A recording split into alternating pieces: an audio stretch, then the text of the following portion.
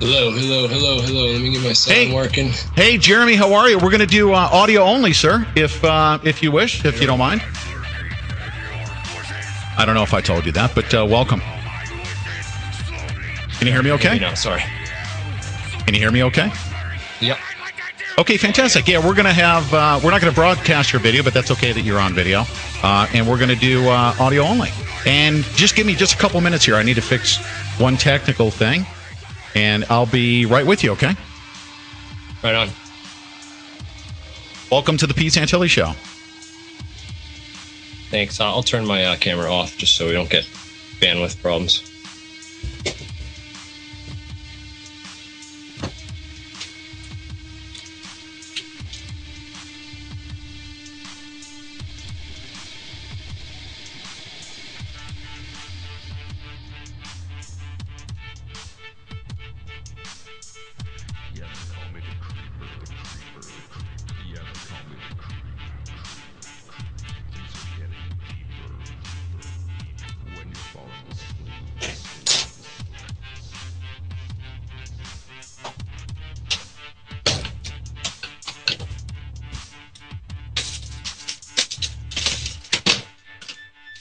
Okay. We're going to come back in about a minute, Jeremy. I just wanted you to know. And you'll hear the music coming in. I've got music playing in the background here during the break. Unfortunately, we're not at full technical capabilities here because of... yeah, I mean, they're not allowing me to dial out. That's terrible. I have to contact Verizon. How long are the Verizon. breaks and how often are they? Every 10, 15 minutes? Yeah, actually the next break's going to be at the 41-minute mark, okay? And we'll let you know if you're watching the Skype chat, we'll let you know how much time we have, okay? All right, good deal. All right.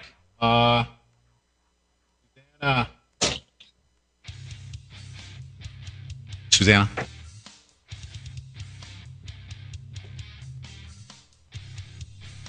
Susanna, are you there? Yes. Oh, okay. Yes, I'm here. Uh-huh. Okay, good. Yeah, if maybe we can just in the chat bar, just let them know when we have a lot to talk about, so we just need to make sure that we stay very conscious. Here we go. We're going to come back right now. Okay, have a great segment.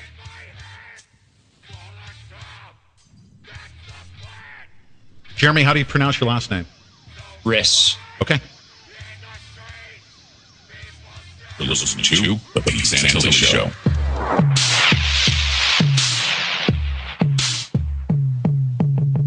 About to incite a riot. Yeah. Make some noise, break up the silence. We are, because when you talk about 9/11 evidence and issues, it is certain to cause a riot. There's so many different opinions. So many different camps, so many different scholars, so many different engineers, so many different lay people like myself. But most importantly, so many confused and dazed and psyoped individuals that have never really gotten to the truth. And we're now 12 years plus past 9/11 occurring. We know something terrible was done. We know that a secret, powerful elite behind the curtain have done it. We already know this. This is a fact. And why the American public says, well, we just need to kind of move along and, let's just look away and forget about the $1 trillion that we spent going after brown people in the desert.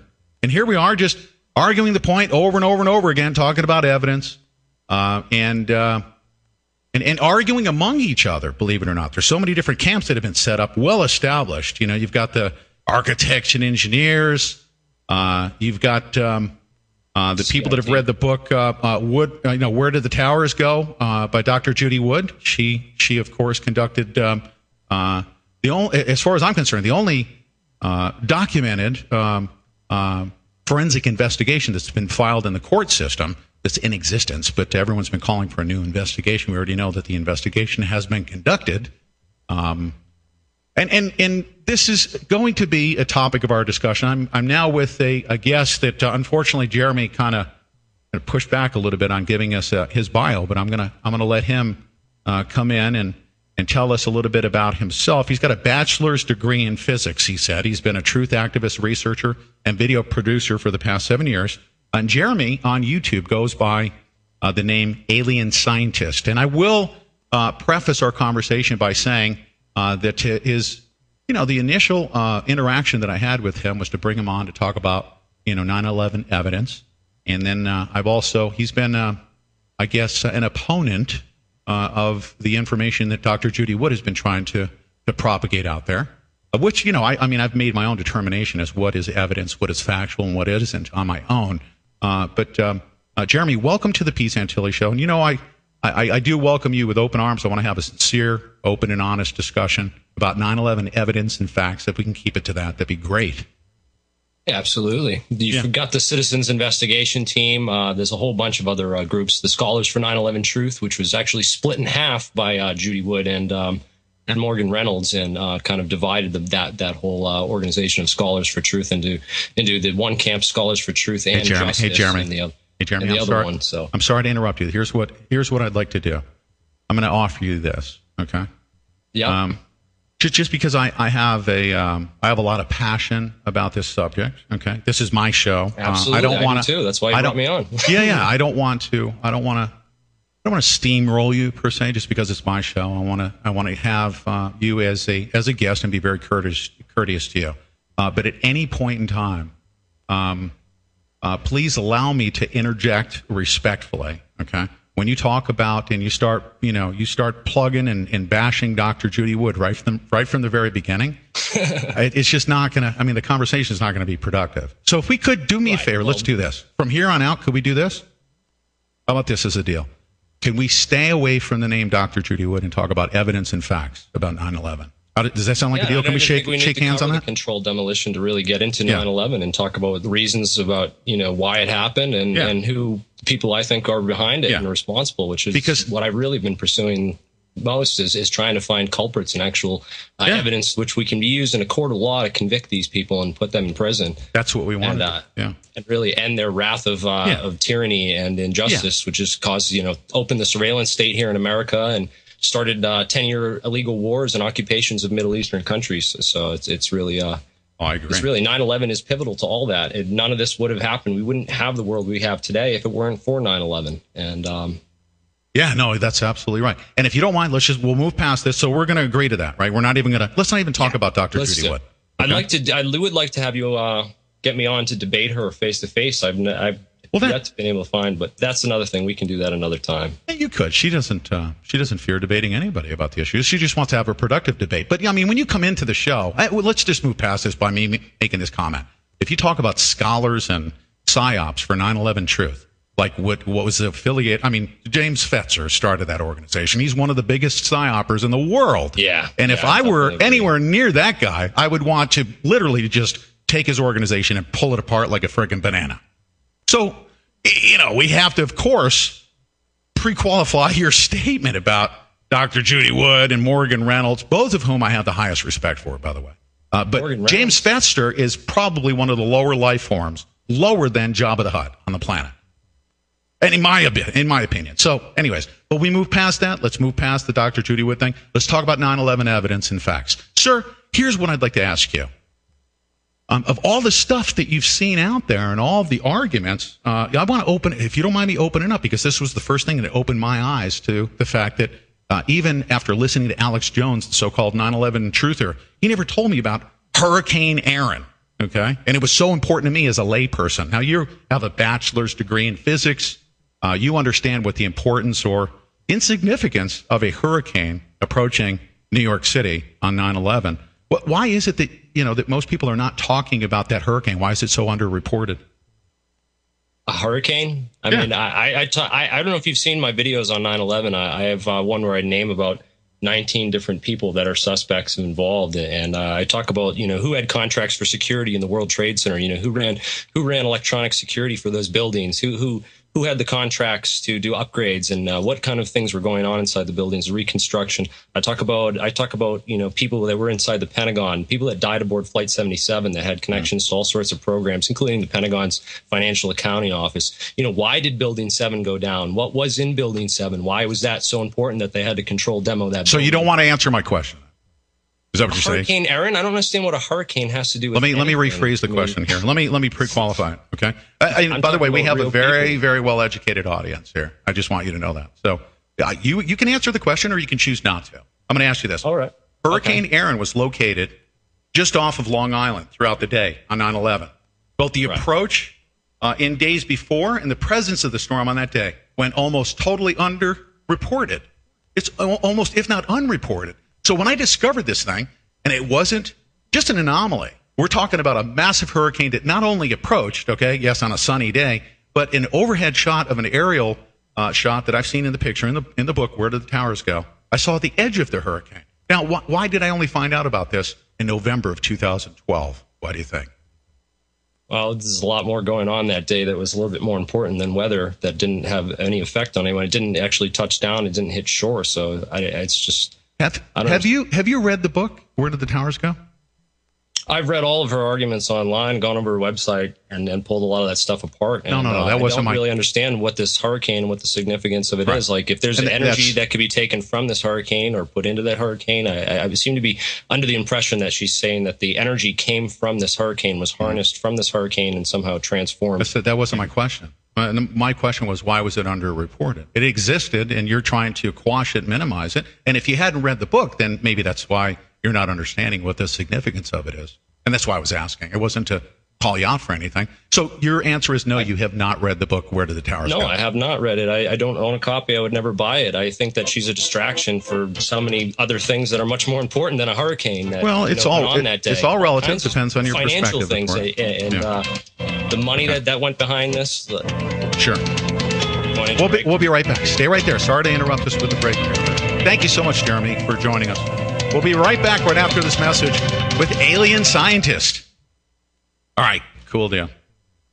Good. And I really, honestly, Jeremy, I want to tell you this. I just want to make sure. I mean, we're going to be fair but firm, on both sides. You're going to be fair but firm on your side as well, my side as well. I mean, I understand how important some of these issues are. That's why I wanted to talk about the hurricane, and I do with everyone. And everyone that I talk about that tries to divert me away from it, I just don't get along with.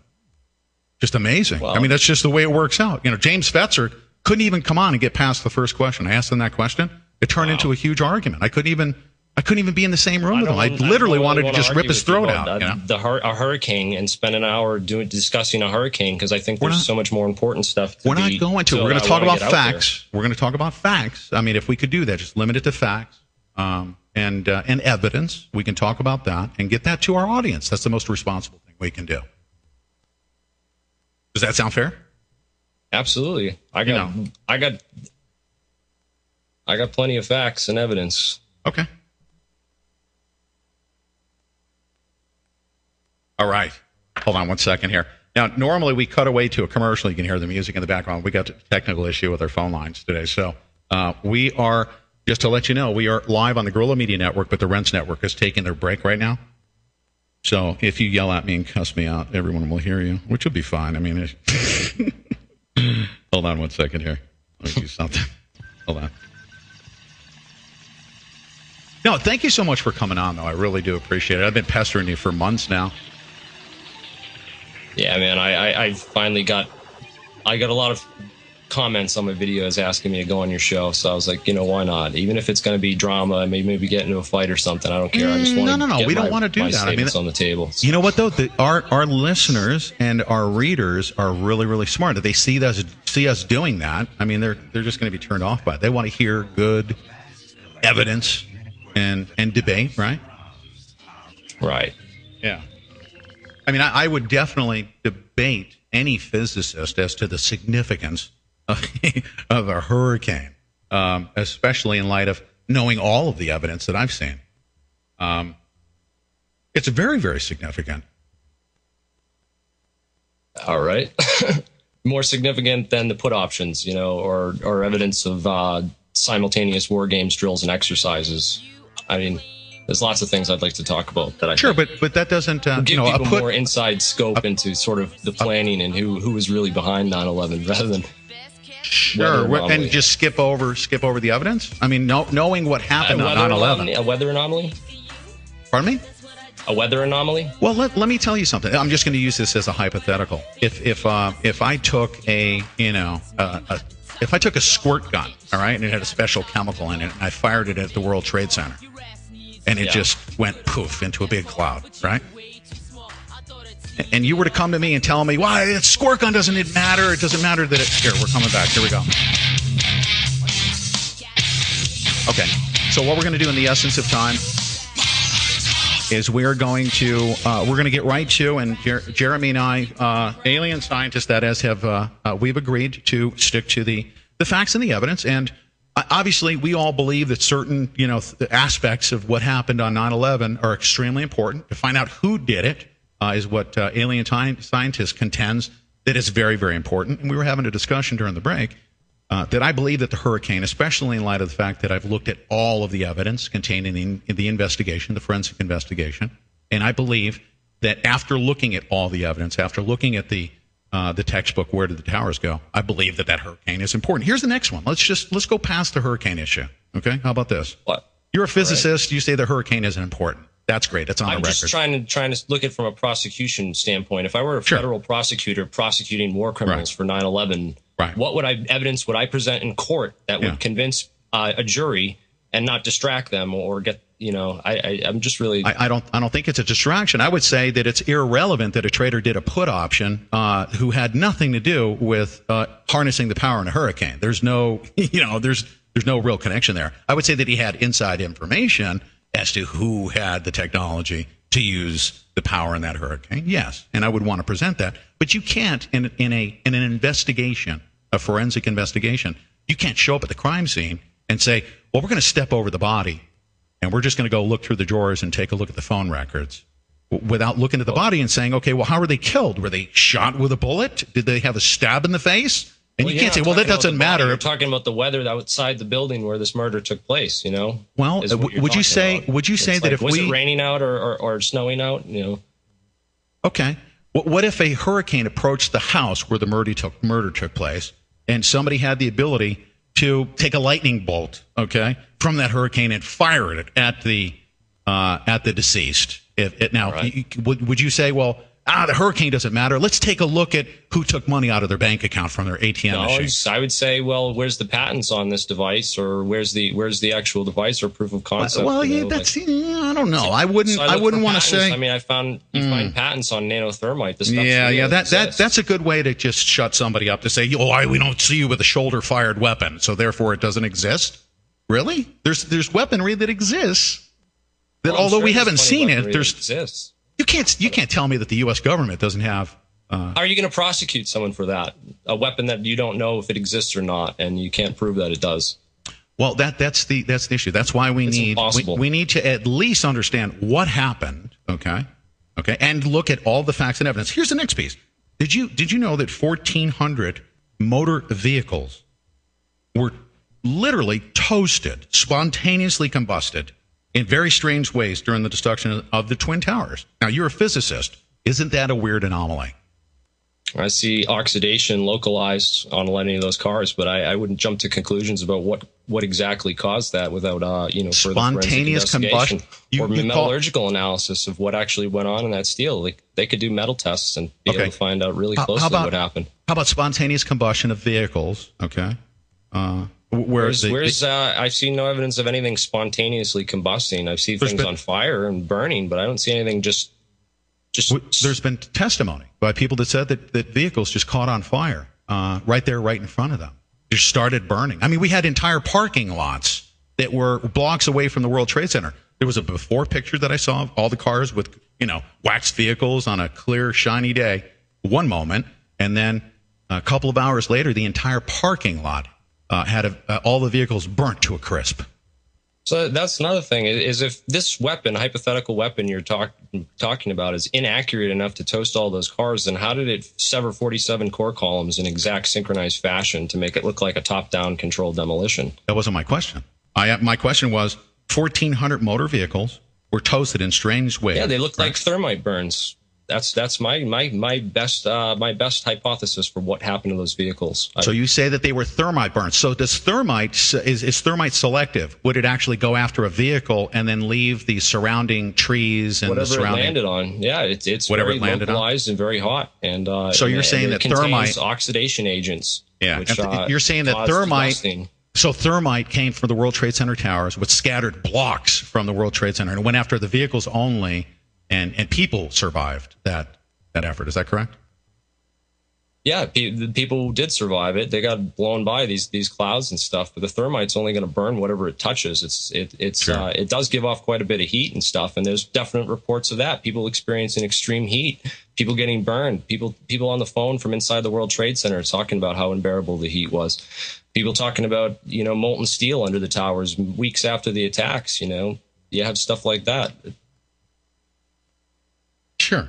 How about the breakdown of the material? Okay, the 1.5 million tons of debris. Okay, that I believe turned to dust in 5-gallon buckets. Literally, one fireman said the biggest piece he found was half a telephone keypad, an inch wide. I mean, the whole buildings were blown to kingdom come. I mean, that much is obvious. So let me ask you this. Whether you believe that was done through some space age laser technology, which we can't prove or say exists in any definite way, or whether it was Jeremy, did anybody at any point? This is what I'm going to do. Okay, here's the deal. All right, my audience is very well aware of what neurolinguistic programming is and psyoping is, and for you to very skillfully, carefully inject certain words into people's minds, like has been done to us during the PSYOP for 12 years. For you to do that to my audience, I find to be reprehensible. Okay, so what I want you to do, did you ever hear me say anything about firing beams or patents or anything like that? I'm asking you questions. This is the first paper that she co-authored with Morgan Reynolds. Who's she? Listen to me. Focus. Look at me, dude. Seriously, look at me. Look at me and listen to me. Right? Look at me. Focus on me. I'm going to ask you something. The towers, 1.5 million tons of debris, okay, turned to dust in midair, okay, and that debris never hit the ground. Okay, let me. During the destruction, there was an absence of high heat, and you're saying the thermite possibly caused that. Is that correct? Witnesses reported that the initial dust cloud felt cooler. You're saying that a laser weapon or some sort of directed. Did I ever say laser? Did you hear me say laser at any point in time?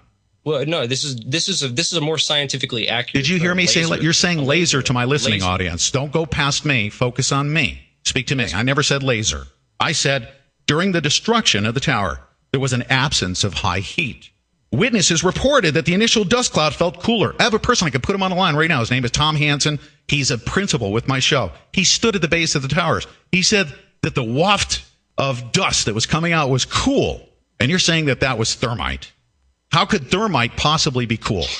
Is there thermite that's cool? This is what are you talking about? The thermite in the patents, which I have, these are real patents. You can look them up. They were filed by Battelle, and they had detail in those that nitrocellulose explosives are used in conjunction with the thermite incendiary. Thermite melts the steel, and the nitrocellulose explosive will literally blast it through. So you're not just talking about a thermite. So thermite that melts steel produces a cool waft of dust going through the entire city of New York City. Is that correct? Is that what you're saying? A controlled demolition. The buildings were blown up, man. Okay, they were blown up. So thermite being used. You're saying that a directed energy weapon did this? Is that what you're saying? Did I ever say that? Did I ever say that? My listeners are actually hearing you say this to me. Did I ever say that?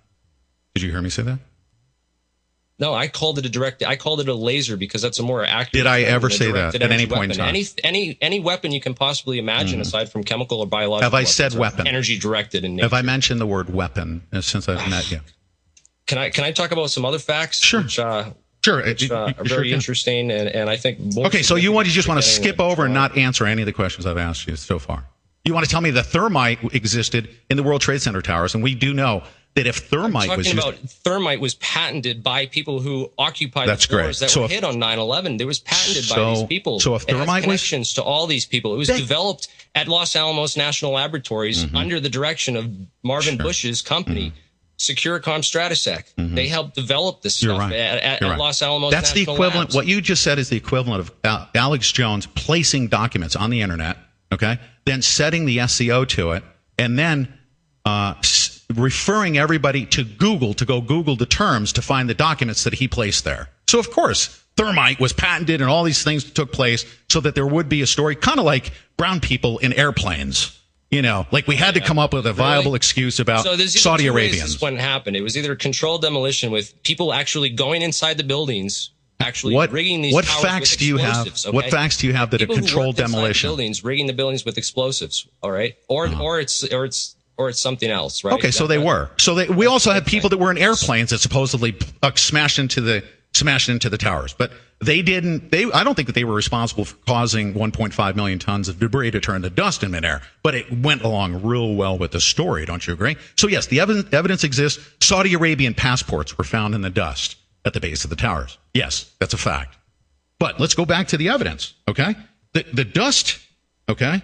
How it was broken down finer, okay, than you're saying that thermite was used. If thermite, in fact, was used to melt steel, as you said, those are your words, to melt steel, would we not have seen any light whatsoever? How much thermite could possibly use to turn all of that steel into molten? How much? The thing is, you do see light. There's very many number of videos you can watch where the stuff that looks like reacting thermite pouring out of the side of the tower. You can see it in the inside of the towers, these molten metal drips. You can actually see it in a lot of these videos. Sure. Compare that with, a directed energy weapon, which would cause localized heating. There'd be all kinds of light being emitted from that reaction. Are you saying that a directed energy weapon was used? If it were used, then wouldn't you see the same light? I thought we were going to talk. We're going to talk about facts and evidence. You're speaking of hypothetical. No, I'm talking about what you see in actual videos where the tower collapses. You can look up the thermite video, and you can see this stuff pouring out the side of the tower, and it does not look like aluminum the or thermite. any of these other things. It's bright yellow and it's sparkling. You're saying that what caused that was thermite. It caused that melting. Is that correct? It looks more like thermite to me than any other hypothesis that's been offered. What about the rest of the government or building? anyone I else. mean, that building had 1.5 million tons of debris. Okay, was thermite used to melt the concrete as well? No, you have explosives. And in fact, there's patents that show that this nanothermite can be used. It's like an arc welder to superheat concrete and arc welding and superheating, but there's no light that was ever emitted from this. Is that correct? You can see it in the videos. You watch the stuff pouring out. Very limited. The building. Not in a whole building to turn it to dust in midair. I mean, I saw actually steel that wasn't molten. It was actually falling from the Trade Center, turning to dust in midair, falling. I mean, how do you delete that from my memory? I saw steel beams. I don't see steel vaporizing. I don't see the. I don't know how you can get that kind of. I watched it when you look at the video. I watched it. I'll send you a link to the video. Level. Yeah, no, I've seen it. We'll be right back. We'll talk more with alien scientists right after this message.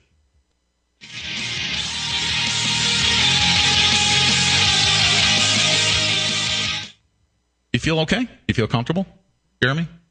Absolutely. Yeah. Good job, you guys. Excellent. Good. I mean, we've made it through 30 minutes, and that's great. I feel very comfortable. I have to say, I'm a little impressed. Yeah. All right, Jeremy, hold on one second. I'm going to take a brief pause here. And then what's going to happen is the Rents Network will be doing their news break. And then at the 6-minute mark, we're just going to get this music interruption, and we'll just transition right to it, okay? So hold on one second. Spore? I've got it. Cool. Thank you. Okay. You also need to record, please. Oh, you're so freaking awesome. Thank you so much for saying that. And there we go. Bam. We record. All right. Give me just a second.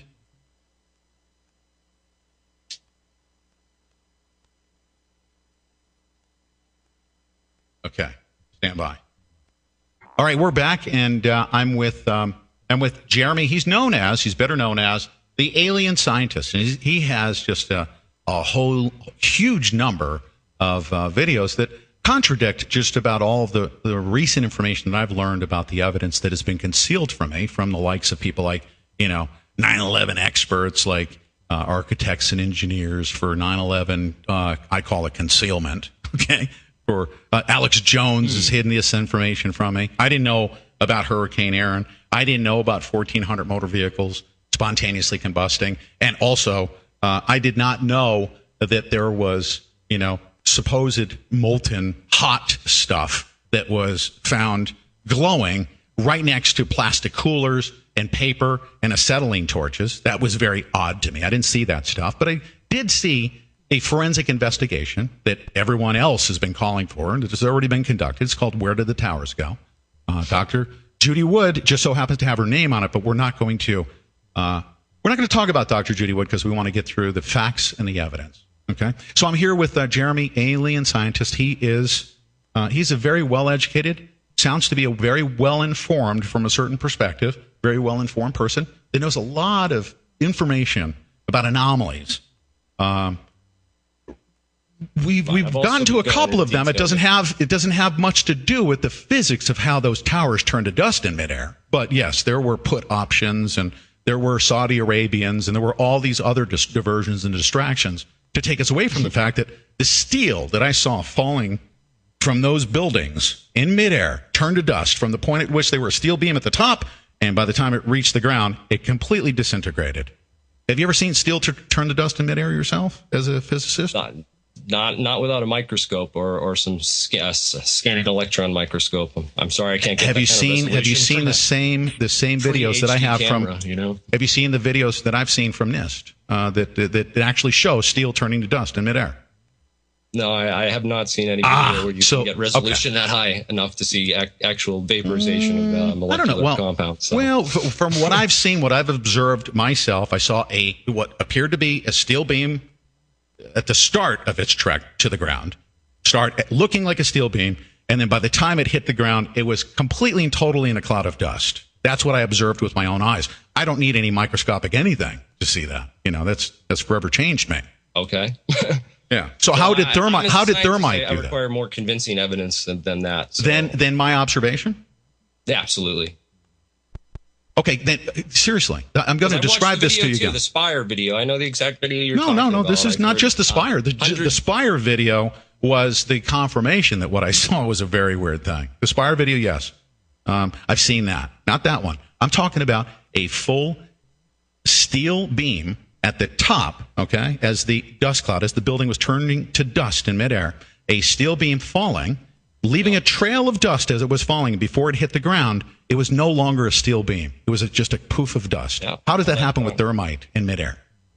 I don't see the same thing you're seeing. I see the you need to look closer. Cloud hiding this steel beam as it falls vertically. I don't know. This dust to me looks like concrete dust. I'm going to say this. You're a smart guy, dude. You're a smart guy. This is what you're doing. I'm going to put 1 million people in front of that video. As a matter of fact, let's put 1 billion people in front of that video, and I'm going to ask them. How many of them are scientists? You know what? I don't think I need to be a scientist for me to tell you that what I saw was a steel beam at the top, and before it hit the ground, it turned to dust. I don't need to be a scientist. Okay. Yeah, I can. Why do I need to be a scientist for me to see a steel beam turn to dust in midair? Why do I need to be a scientist? Controlled demolition, pre-planned controlled demolition. Okay, that's a neat little. Go ahead and squeeze that in, everyone. Yes, just take that into your brains and just continue the psyop for another 12 more years. The psyop. I've done a lot of effort on this. I just asked you a question and you skipped around it. It's called NLP, neuro linguistic programming. 9/11, and it's I've done a lot of. Videos on psyops and disinformation in the movement. Right now, you're speaking out of 5 sides of your mouth. Choose one side and answer this question. Why do I need to be a scientist to observe a steel beam starting at the top and turning to dust in mid-flight, in midair, and being a poof of dust before it hits the ground? Why do I need to be a scientist to see that with my own eyes? No, you need to be a scientist to prove that dust is actually steel vaporizing. That's what you need to be a scientist for. Okay. No. I'm talking about making an observation. Okay. Why do I need to be a scientist prove that that's in a court of law? Prove that dust is molten vaporized steel. You want to take that image and put it in a court of law. You want to do that? Is that what you're saying? That's what I would love to do. I want to take real forensic evidence, like the FEMA report, Appendix C, where it has the only metallurgical testing ever done of any piece of World Trade Center steel. And it was a piece of steel from World Trade Center 7 that was saved and forensically tested using these metallurgical analyses. And it found intergranular melting, eutectic formation, and grain boundaries. It literally looked like it was melted with holes through it, like Swiss cheese. Okay. Sure. Okay. And oxidized. We'll take it at that. You've answered. Real science, real metallurgical examinations. Right. I mean, for you to say that, that this is that any kind of dust coming off of, these pieces of steel is actually,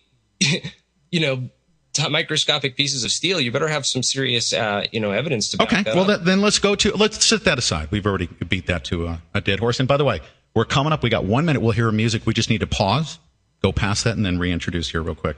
All right. So basically, you're saying that a controlled demolition takes place. With a normal controlled demolition in other cities, you blow a building up, all the debris falls to the ground, it makes a big loud noise, and in fact, produces a seismic reading. All right, magnetometer readings from 6 stations in Alaska recorded abrupt shifts in the Earth's magnetic field as each of the major destructive events unfolded at the World Trade Center. A, why did that occur? And B, why was there no presence of steel on the ground that produced a seismic reading to justify 1.5 million tons being, as you say, demolished or controlled demolished? Well, I have a link to an article on that. I'm going to look it up for you, and I'll post it in the chat.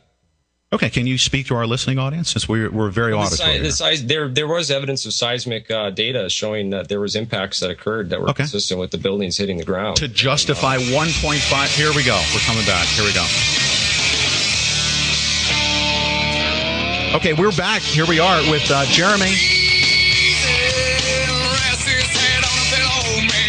I'm with Jeremy Riss. He's better known as Alien Scientist, and we've been having a pleasant, productive conversation about, and we were just talking about the fact that, and we got past the fact that I observed steel turning to dust in midair, all right, from the top of the World Trade Center towers. I saw a steel beam trailing dust, and it broke down completely and actually completely disappeared right before my eyes. So Jeremy's telling me that I didn't see that, and I needed to be a scientist in order to tell myself what I saw. No, you need to be a scientist in order to prove that steel is actually. Do I need to be a scientist? Do I need to be a scientist to prove what I saw? No, just to prove that that's steel. Yeah, I'm just saying I observed that is actually molecular dissociated steel. That's what you need. You need scientific evidence to prove that. Okay. All right. So that's an anomaly. I'm talking about a court of law. We need convict people of this and the court of public opinion as well. And I've talked to people on the street about this, and you don't win many new audience members talking about this kind of evidence, the stuff that you are bringing up on your show and claiming like it's more important, and all the stuff that I didn't say that. You're saying that all this other stuff, so like the Saudis and the money, that's all just a distraction. No, you said that earlier. No, I didn't say that. I mean, I understand now that I've taken. Well, here's the difference between you and I. I read the book Where Do the Towers Go? I read her science papers, dude. I read scientific papers. I don't have to read her book. I read her papers. You don't have to read her book? She published the papers on it. I read the papers. If anything is in her book that's not in her papers, then she needs to write another paper.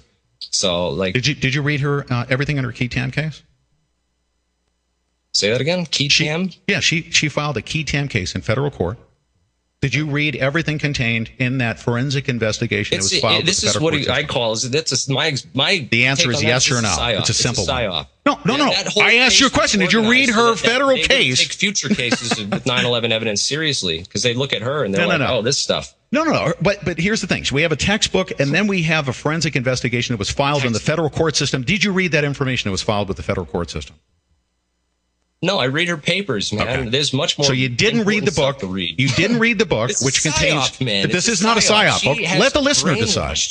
No. Let's set Dr. Judy aside. I've read her book. I've read the forensic investigation she filed with the federal court system. You say you haven't, but you're more qualified than me. Is that correct? I've read her scientific papers. She has no evidence for this space weapon. Excluding the textbook and the federal court laser weapon. That's more accurate than direct. You just said space-based weapons. It has nothing to do with anything that's in the federal laser court. Laser technology. Laser. It's the same space thing. Beams. Light amplification by the stimulated emission of radiation. I do. I know what that is. You studied lasers according to your bio, so you should know a little bit about them. I sure do. Light amplification by stimulated emission of radiation. So how much energy would be required to power a laser? Can I ask you something? I just asked you a question. If you read the textbook, if you read the forensic investigation that was filed with the federal court system, you said no, but you don't think that that's important, although it contains the investigation that everyone's been calling for. You just said, I didn't read the investigation, but that's okay. I read her scientific papers. Why do I need to read her excluding court case, man? excluding She's the formal psyop. document? I know she's a psyop. No, what is the psyop? Look at how many people have gotten talking about space lasers. Hold on a second. Let me get completely written space off laser and discredited. beams. Sure, you sound like Alex Jones. Hold on one second. Space beams. Yeah, you just keep inserting that into everyone's mind. They know what the psyop is. They're very, very well educated. Here's the thing. You ready? Very well educated to a psyop that's taking all the attention off who put bombs in those buildings. How many times did I say space beam? I've gone through the tedious work of identifying and naming by name and all their connections and lining up for people. All of my listeners heard you say laser, not me. And says, oh, don't look at that. Don't look at who ran security in the buildings. Don't look at who had the contracts for electronic security. Who redesigned the electronic security system after the 1993 World Trade Center bombing. Right. Don't look at any of that stuff. Instead, just look at a space laser or say everything. That's more important. Say everything to our listening audience except what's contained in the 500 pages that's right in front of me and the federal court case, the Ketam case, which contains the entire forensic investigation that AE 9/11 Truth has been asking for. It's already been filed. Say everything outside of that because I don't see laser here. Hold on a second. Let me go through this 500 pages and see where it says lasers or space beams. It doesn't say that. You would know that because you haven't read it. All I know is that a space laser is a more accurate descriptive term. Who said than space directed laser? Energy weapon. A directed energy weapon could be a basketball. Who said space laser? Who said that? Who said that? Who said that because it's a more descriptive and accurate term of what Judy Wood proposes in her scientific papers, which I have read and analyzed. Okay. So in this book, Where Did the Towers Go? It's a forensic investigation, okay, contained in the textbook, and the Ketam case. It's a psyop. A psyop? Okay, have you read it? How do you know? How can you say that something you haven't read is... books. I've seen what she's done to the You've read everything but the most important stuff. She's distracted. She gets people lost in these debates over space lasers. We're not lost in the debate, dude. All this other stuff. And all she does is debunk thermite, the most hardcore evidence for an explosive that we have to date, with signature on it, leading directly back to the people who most likely put it in the buildings, and she tells people to ignore all that. Let's do this. Psyop, all right, let's do this. So you call it a psyop. Okay, here's the deal. Let me ask you this, and meat and potatoes. We're real basic people. We're not scientists. We're not physicists. I just want to know one simple question. What the answer to this question? Where did 3,000 toilets go? Where'd they go? I want to know where all the debris went and why it was removed so fast. I don't have the answers for these questions, man. You're going to ask me the questions? Look, fools have a million. Fools have more questions than a wise man can answer. You ever heard that saying before?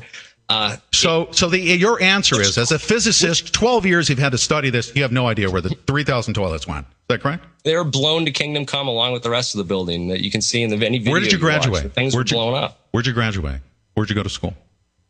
This doesn't matter. It's appeal to authority. I could have got my degree in a Cracker Jack box. This is not matter. So then why is everybody trying to decredit?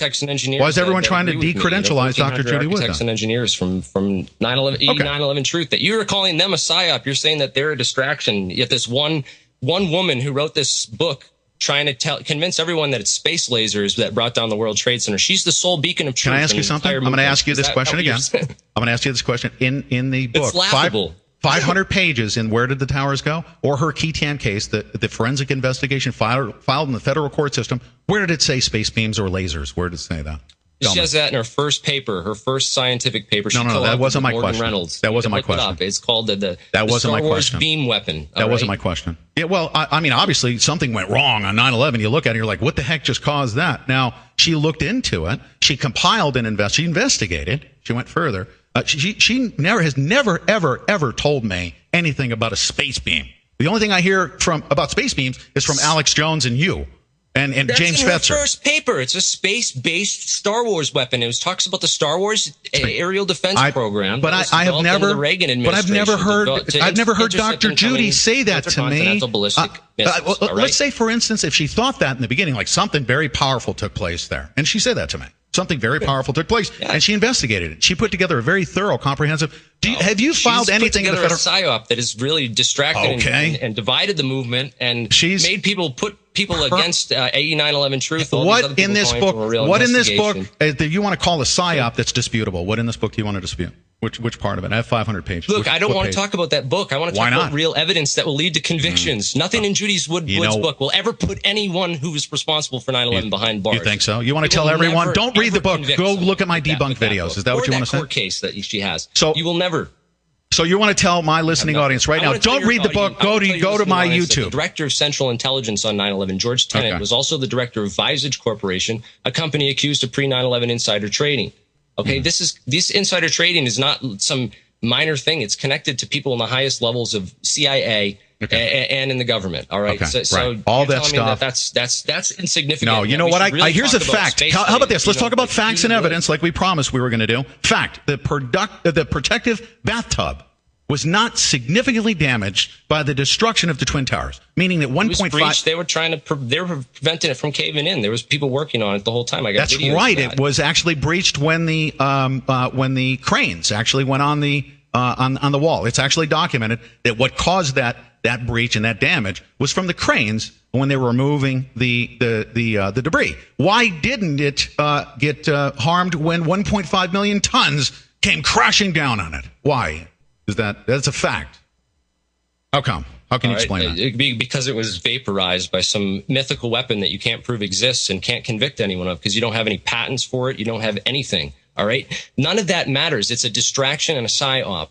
And I will stand by that firmly, and I'll argue with you to the day I die because unless I see evidence, it's not an argument. The only way I will be convinced. Can I ask you something? What fact have I presented to you? Experimental evidence of your hypothetical. What's amazing is you're calling these facts a psyop that you have never once been able to answer. You haven't been able to answer one fact at all.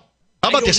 How many towers? Answer these obscure questions. How many towers? How many towers met their demise? Where toilets went and stuff. How many? I want to talk about real things that will lead to actual, convictions. If I told people, a billion people, Dick Cheney running war games on stand-down orders on 9/11, 46 simultaneous war games, drills, and exercises. Right. Brown NORAD, people the in the FAA, desert. all the things that went on with the chain of command there, all switching people in. A Wall Street lawyer coming to take over. Yeah. If I told a billion people, these people need to go to jail, and they're not going to go to jail with you focusing everyone's attention on Judy Wood. And we want to ignore the fact. You think that if we stood in front of a billion people right now and I said, ladies and gentlemen, 3,000 toilets were in those buildings, not one sliver of evidence is shown the toilets were completely gone. You don't think that they would care about that? If you want to tell them, send us $1 trillion, let's go kill brown people in the desert. Is that what you're saying? No, don't put words in my mouth. What I'm saying is that if you were to stand there on a soapbox and get an audience and tell them that, it's not a soapbox. They're look at you like you're a lunatic. What fact? I could sit there and what fact have you addressed? Point by point. What that fact have you 9/11 addressed? was an inside job, and I never have to go to any of these. When we come back, I'm going to ask you how many towers met their demise. How many buildings met their demise on 9/11? I want you to count them. I'm going to give you an opportunity during the break to count them and come back here. That a little bit. I want to talk about how many buildings met their demise when we come back right after this break. I'm enjoying this thoroughly, Pete. So thanks for having me on.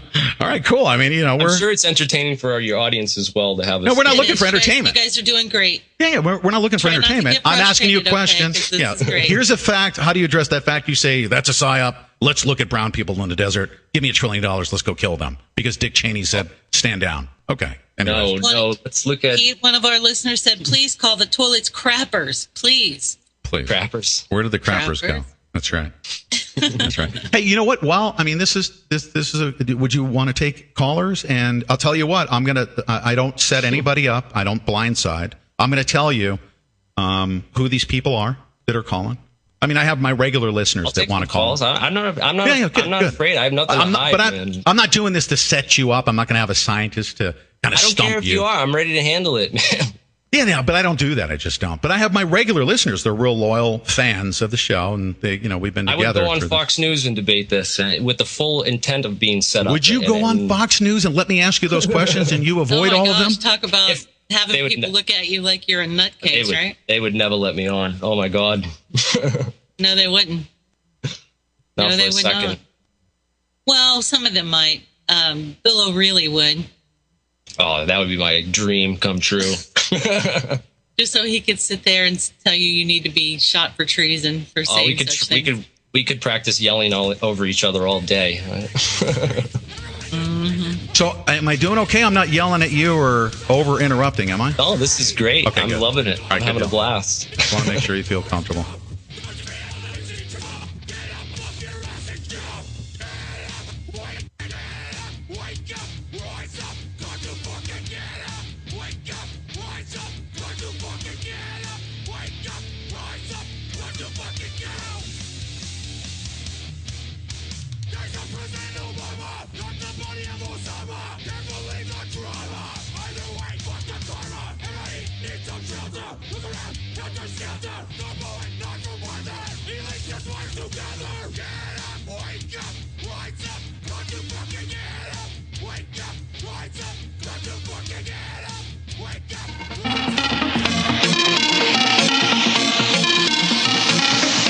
Okay, here we are. We're back. Okay, let's get right to this. Thank you very much. I'm with Jeremy Riss. He's better known as Alien Scientist. We're actually doing very, very well. We're exchanging ideas and opinions, of course, and we're doing so in front of our audience. We may be able to take your calls here. You're a physicist, so I'm going to ask you you're a well-educated physicist.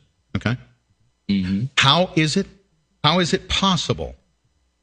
Okay, that the collapse of the towers took place with remarkably little damage to neighboring buildings. Okay, but most importantly, the buildings fell faster than is physically possible for debris to come down to the ground. It is physically impossible for those buildings to come down at the speed at which they did. Because if I dropped a billiard ball from 110 stories, how long would it take that billiard ball to reach the ground?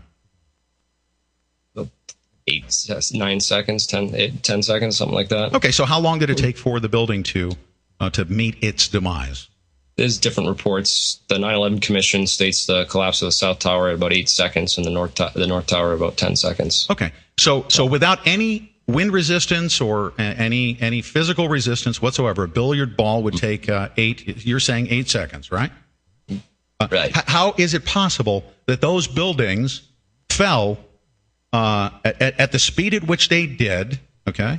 The only way that would be possible is if all the resistive force of the structural components beneath the building were removed by some other force. That way they could not provide the resistance force or the what's called the impact or collision momentum transfer as each floor impacted with one another.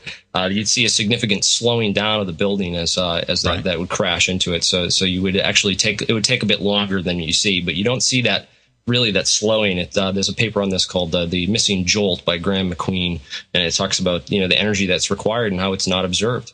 So that's quite very basic explanation. That's probably one of the ones that really convinced me early on that this was a controlled demolition and that these buildings were blown up. And after that I was like, this is an inside job. It needs to be investigated further. Right. So buildings being blown up, okay, you still have physical debris that's coming down, correct? Yeah. And you're saying that all of that debris that's falling to the ground did not meet any resistance whatsoever, that its actual 1.5 million tons of debris had no resistance. Some of it did. That is the beams that wound up in the Bankers Trust building. That's resistance. The huge section of the tower that fell on World Trade Center 3, the Marriott Hotel. There's pictures of that as well. There's pictures of the pieces that have fallen through. There's some unexplained events though in some of those buildings. Those other 6 World Trade Center buildings in that area. That you hear World Trade Center 7, but there's 2. World Trade Center 1 and 2, the Twin Towers, but there's 3, 4, 5, and 6 as well that aren't really talked about as much. And there's damage to those buildings as well that cannot be explained by just debris falling from the towers and stuff. For example, a huge section of World Trade Center 6 was gutted out the inside, and looks like something was pre-planted or done to that building, which gutted out from the inside. And it's another interesting anomaly I came across in my research is that section was actually housed the El Dorado Task Force offices, and that's an interagency money laundering watchdog group that would have coordinated money laundering investigations between several different agencies and would have been basically assigned to investigate the source of funding for the 9/11 hijackers immediately after the attacks, had their investigation not been thwarted by the attacks themselves. Are you saying that as a physicist, that because of who had offices in the building, that determined how the buildings disappeared? Is that what you're saying? No. I'm just saying that it's an interesting anomaly that sort of investigation was located in that building, which had that anomalous damage to it. It's just sort of strange, But we're going to talk about the facts and the evidence, right? Absolutely. Who's in the buildings? Who are some of these people on the floors? I talk about that in a lot of my videos. I've really dissected. So you're saying that who was in the buildings is in fact, there's a direct correlation between who was in it and how the buildings actually came crashing to the ground, as you say. Did they come crashing to the ground? I want to talk about, who was on those floors, who ran the security for these buildings, who was controlling what came in and out of that building. Will that determine what happened on 9/11? Will that tell us how an entire parking lot spontaneously combusted 2 blocks down the street? You're saying that who was in those buildings? Will that lead any of those people to jail? No, that won't. Talking about cars down the street won't put those people in jail if they're the ones that did it. Isn't it remarkable that I didn't find out? And since 2006, I've been hanging around with AE 9/11 Truth people, Alex Jones, and I never found out about any of the stuff that you say that's part of this forensic investigation psyop. They don't touch any of that stuff. They're only concerned with really just the controlled demolition aspect. And I was working. I did some stuff with them. I went to a rally. They came to Boston one time. I met Richard Gage. I got a picture with him, and at the AIA conference here in Boston, and got to spread some truth to some people. Held a sign up and went out and did some street action and a whole bunch of other stuff. And then he went and spoke at MIT. I was over there for that, and so But I moved away from them because of that very fact. They won't address who was responsible or who could have done it, and they won't ask those important questions and stuff. They won't even reveal. Really fed up with them in a lot of ways. In addition to that, they won't even reveal all of the evidence. Like they specifically exclude things that are in the forensic investigation that was filed in the federal court record. I understand Richard Gage was asked questions about the seismology, and he, in fact, is an architect, and he said he knew nothing about seismology. I just found that to be interesting. Nobody challenged him on that. Well, I just think it's – I don't really – they explain why they don't touch those issues of, security and who was in the buildings and stuff, and they explain why they don't. And I can respect that, I guess. Yeah, but why would – they don't want to get called out or stick their foot in their mouth too. And it's kind of almost, I think it's too early for a lot of that stuff, because I put a lot of that information out, like complete maps of all the faces of people who worked in wood floors and all that kind of stuff. I put a lot of that stuff out, and I haven't got the reaction I was really hoping for when I put that stuff out. And I think it's maybe even too early for some of that stuff at this point, or maybe it's too late. Well, maybe the PSYOP has just taken effect in people's minds that they're not even going to look at this now. Yeah, let's set the PSYOP aside. Let's just talk about the facts, okay? For more than 7 years, all right? Regions in the ground under where the main body of World Trade Center 4 stood. For more than 7 years, regions under the ground where it stood basically continued to fume. Why do you think that's so? How is that possible? How could it be fuming 7 years afterwards? 7 years after? I haven't heard of this before. Oh, it's a fact. This is news to me. This is a fact. It's a fact. It's actually in. I went down there in 2008, and I didn't see any fuming, but who knows? Yeah, no, I mean, it's documented fact that World Trade Center 4, where it stood, there are regions under the ground that continue to fume. Now, there was also, as they described, molten metal, and even Giuliani described, 2,000-degree Fahrenheit, whatever melting occurred. Yep. Well, that melting in the debris occurred in the debris. Why do you think that was the case? What broke that material down the way it did?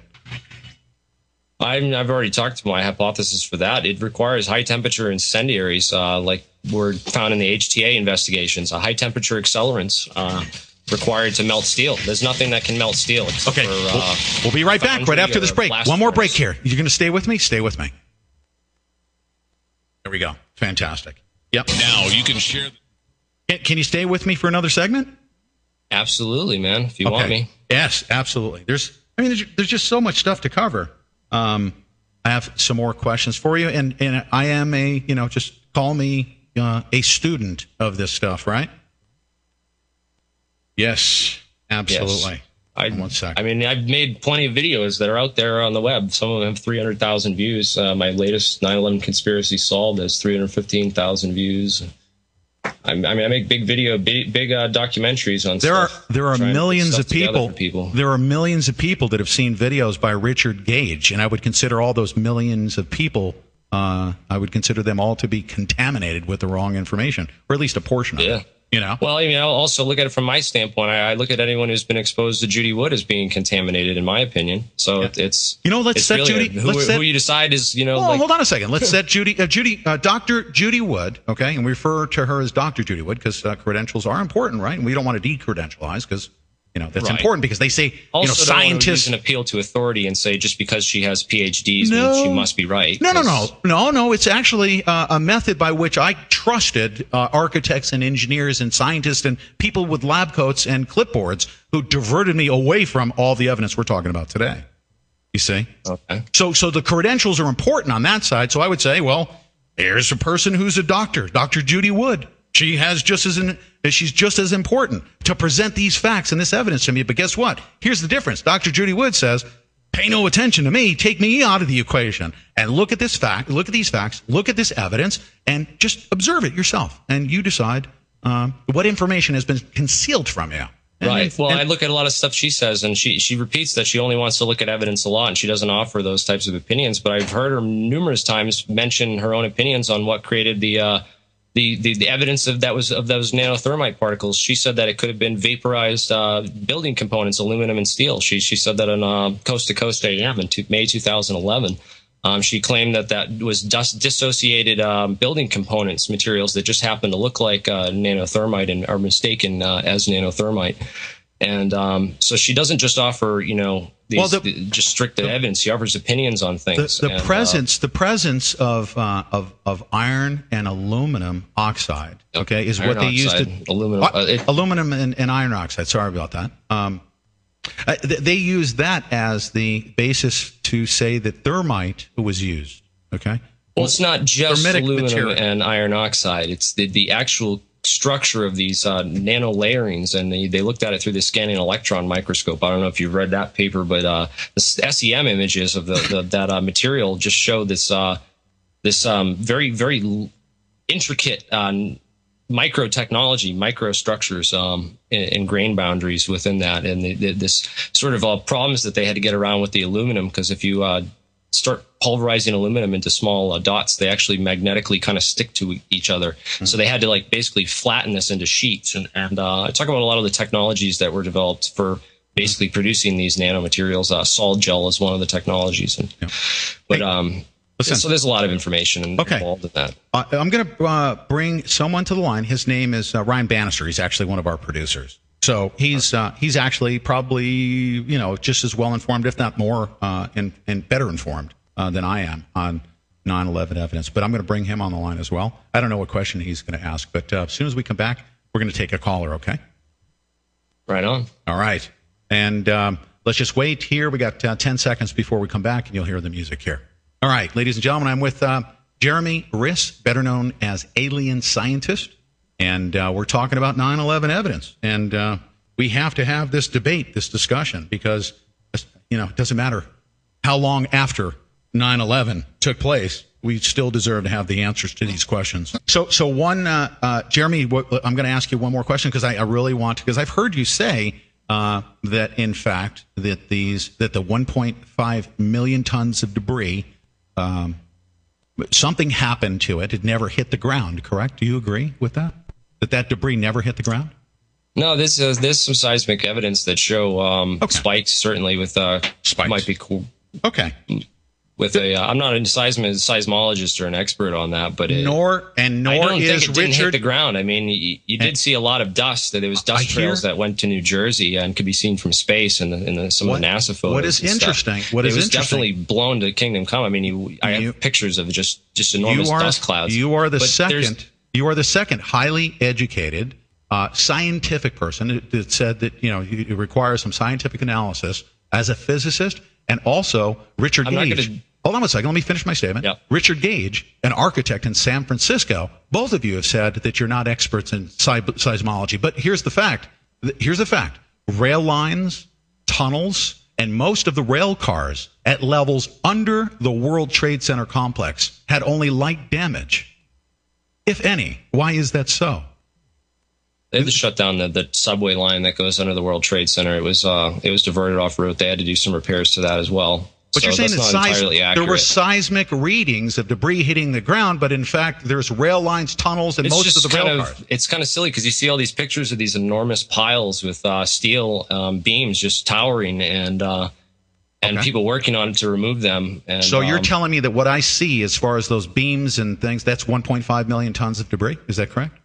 No, because there's very little concrete. Most of that concrete, as you can see, was actually pulverized, turned to dust, and you can actually see that in a lot of the NASA images, and even the pictures after the attack. There's just those huge dust clouds that pulverized and turned to dust by Manhattan. What? Does thermite turn concrete to dust in midair? No, explosives do though. And no one has argued that just thermite alone was used. Explosives in conjunction would pulverize concrete. They have been known to. They've been shown to. And so those explosives would turn all of the concrete in the building. Okay, let's say at least 100 stories. Just turn it to dust, poof, in midair. The thing is, like, you'd have to have pretty much bombs on the crawl spaces between each floor. And if you look at the blueprints, there's those cross trusses. There's about 4-foot crawl spaces between floors. And those could have been loaded with explosives in order to demolish all that concrete. Or perhaps they're using some classified or advanced demolition technology that's classified, and then we'll never even really know about it. You know, that's a possibility as well. But when you demolish I look at it from a scientific standpoint, my analysis relies on energetics. And what you can calculate with energy, you know how much energy would be required to blow up these buildings. They're ridiculously large amounts. It's really, really high numbers, like 14 terawatts. So when you demolish a building like that in a controlled demolition, I mean, how do they normally when they control the explosives? It normally starts at the base, or where do they start blowing the building up? Where does that begin? Well, the idea is that the word controlled is a key part of controlled demolition. And that whole idea is that it's demolished in a controlled fashion, which means they can really control the way the building comes down any which way they want to control it to. So it's really about where you set the explosives and how you time them to where you're going to get the building to fall. But do they normally? And there's very little types of explosives that would actually be able to sit through burning jet fuel in a plane impact and not ignite. But there are ones that exist that can do that. And thermite is definitely one of those things. If you ever tried to make it, what caused the lower 50 floors to be impacted by the burning jet fuel? Let's say the lower 50 of the World Trade Center towers, both of them. Well, they claim that the jet fuel went down the elevator shafts, but actually, according to the blueprints, the elevator shafts are sealed at the sky lobbies, which there's 2 of them, dividing the building into 3 parts. Those 2 horizontal bands that you can see going around the buildings, those are the sky lobbies. And actually, elevators don't go all the way from the top to the bottom. They stop at those sky lobbies, and you have to switch and take another elevator. And so those were hermetically sealed. There's no way that jet fuel could have gone through those buildings and caused that explosion in the basement of World Trade Center 1 that was reported. Or any of that stuff. So there's a lot of things that where the government's version of events just does not. We're pressed for time, and I'm sorry if I seem overly anxious. It's not to interrupt you, but I want to take some calls. Ryan, we have Ryan on line 2. Ryan, hold on one second. You're live with Alien Scientist. Ryan, what's your question? Hi, Jeremy. Just wanted to, as a side note, say that Patrick Connolly saw cars with tires, and cars were popping, I'm quoting him directly, and they were just starting to light up spontaneously. I don't see that as being evidence of thermite myself, or any type of RDX charge. But anyway, I wanted to get a little conceptual understanding here. What causes a controlled demolition, Jeremy? What causes it? Well, controlled demolition is set up with explosives put inside of a building. Talk to any demolition expert. Is that the only part of the equation? There's timers. They have remote detonators or blasting cord. There's different ways to do it, but it's just essentially you place explosives on key structural components and detonate them to sever those components in a fashion where you can get actually gravity to do most of the work for you. If you look at WTC 5 and 6, you see what looks like Swiss cheese holes down the center of standing structures. And I wanted to know what controlled demolition do you know that would create that? Well, if there's a bomb pre-planted in one of those buildings, it could have created those craters as well. The hypothesis offered by the government is also seemingly valid that these large sections of the World Trade Center which fell in those buildings could have punctured large holes through stuff. But some of them are not consistent with the evidence. Like you said, is that one World Trade Center 6 not there's no caused beams. By gravity. So gravity would be causing would be the source of the energy in that case. But in the case of World Trade Center, you're absolutely wrong if you look at the evidence, sir. There is no pieces that fell into that building. In fact, if you look at the video, the high-definition slow motion, a portion of the video, you would find that the pieces actually turned to dust in mid-air and didn't actually reach the ground, so they wouldn't have much to destroy. And if you look at the basement, you'd see that there wasn't much destruction. So thank you. Look at ground zero. I've been looking at it for the past 8 years. So. Okay, yes, sir, and you certainly have. And I also, if you don't mind, if I can ask you the question, I hear you say controlled demolition and explosives, and in fact, there was a lot of eyewitnesses who I've talked to personally who said that it was whisper quiet as the building came down. How could that? There's a lot of people that said it was lots of explosions. There's FDNY members saying they heard pop, pop, pop. There's lots of people that heard explosions going off, and you can even hear them in some of the videos. There's like literally detonations and blasts. Okay, there are pops and explosions here as well. Here's a fact: Scott air packs, portable air tanks for the firemen, frequently exploded for no visible reason whatsoever. Entire fire trucks, that were parked full of water, exploded. Why and how? Think about that, and let's answer that when we come back from this next break, okay? Thanks, Jeremy, for staying with me. Alien scientist with me. Ladies and gentlemen, don't go away. This is a great conversation, open and honest discussion about what happened on 9/11. Okay. All right. We're going to continue here momentarily. Hold on just one second. Give me just a second. I need to take care of something, and I'll be right with you, okay, Jeremy? Yep. Thanks for staying with me the whole time. I appreciate it. Hey, no problem. Thanks for having me on. Okay, we have 30 seconds left here. Thank you very much. I just stepped away. Ladies and gentlemen, on the Guerrilla Media Network, you are listening to the back channel because we have it wide open for technical reasons, Verizon reasons. Thank you, Verizon. Appreciate it. But I'm joined by Jeremy Riss. He's better known as Alien Scientist. And Jeremy, before we come back here in 15 seconds to the Rents Network, what is your YouTube channel if people want to... if they search for Alien Scientist. I also have a strictly 9/11 videos channel called War Crime 9/11, one word, where it's all just 9/11 videos on that channel. I try to separate it from the alien conspiracy stuff so people don't get distracted or go into other issues. So I keep the 9/11 War Crime 9/11 channel separate.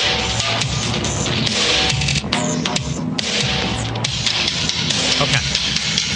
All right. I have basically two questions I needed to get out. Susanna Cole just reminded me of one of them. But back to the Scott air packs and the water tanks in the building, coincidentally, that were observed on maintenance floors, the poofs and puffs that expanded out from the towers. You could see that taking place. What caused those Scott air packs and fire trucks to explode? So was that question directed toward me? Yes, sir. Yeah, and that was the question before we went to the break. Yes, sir. To you, what caused? And I'll read it to you again. Scott air packs, portable air tanks for the firemen, frequently exploded for no visible reason. Entire fire trucks themselves that were parked near the World Trade Center exploded. Why and how did they explode? It's a good question. Can you answer it? I don't think I can. No, that's an anomaly, right? All right. Just because there's an anomaly or an unanswered question doesn't necessarily mean that it's something exotic, though. So I never said that. What are you suggesting caused it? Not suggesting. I'm just saying that these are facts, and the first time I ever learned of it was after November of 2012. We've had basically an investigation into the facts and the evidence of 9/11, and that investigation was conducted, a forensic investigation that was not only Didn't name any suspects. Hold on one second. What do you mean any suspects? A forensic investigation doesn't. That's just like saying, suspects we have a dead body, we have no suspects, so let's not even determine whether or not they were stabbed or shot. Is that what you're saying? Well, I'm saying who's the most likely culprit. I mean, you're going to have to name suspects if you have a forensic investigation. So you're saying we're going to skip over the dead body. We're not going to observe whether or not they were stabbed or shot, okay? And we're not going to consider that evidence. We need to find out who did it, who the culprits are. Well, first. you're not talking about a gun or a knife wound. You're talking about maybe some blood on the carpet or some fibers or something that have some anomalies on the side. You're not talking about. Why would you want to skip past the facts and the evidence of a murder weapon? I mean, if you I'm not trying to skip past the facts. I'm trying to focus on prosecution and putting these people behind bars where they belong. Well, I just brought up a fact, an article of evidence that occurred. I don't know how it got there or what caused it. Well, neither do I, and I don't. Right. And you're trying to make the fact that I do not have an answer for that seems somehow suspicious. No, you just told me. You just told me that you need to know who the culprits are versus bringing up a fact that you can't answer.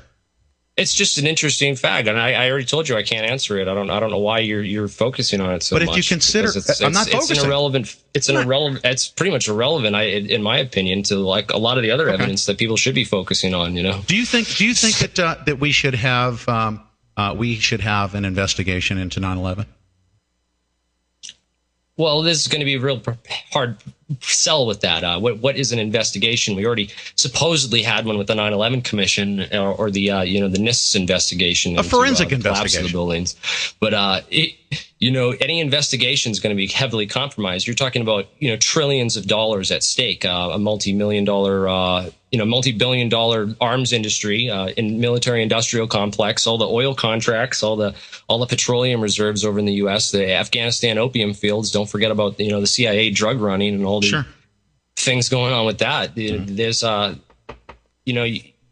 what kind of investigation are you hoping to have? And for anyone to claim that they've already done the investigation and that their book or their work is the summary of everything that happened on 9/11 that's just very arrogant. And I don't think that I've never taken a position to claim that I know everything that happened on 9/11 or have answers for everything that happened. I would never take such a ridiculous position because it would be foolish and nonsense to even think that you could have such a position on such a complex and very compartmentalized and well coordinated event as 9/11 appears to have been. So it's really I do my investigation. I report on the things that I find interesting, that I think are valuable or fruitful areas of research, and apparently I think have a very different idea of our concept of what is fruitful areas of investigation than you do, or some of your viewers. I know, but just about every article of factual bits and pieces of trivia that you want to interject into this have nothing to do with how those buildings returned to dust. Bremer ran several. L. Paul Bremer, he ran several offices in the future impact zones of the World Trade Center towers. There was several reconstruction projects on the floors which Bremer occupied. He was the chairman of the Congressional National Commission on Terrorism from 1999 to 2000, the ambassador at large for counterterrorism from 1986 to 89, and he was a presidential envoy to Iraq and administrator of the Coalition Provisional Authority. So he went on to become the Iraq occupation governor after 9/11. He occupied the buildings, the impact zones where the actual plane would hit his office. He sat on the board of directors for Komatsu Corporation, the Komatsu Dresser mining division that had operated for a very short amount of time. There was a joint between Komatsu and Dresser Industries. They had basically formed a partnership.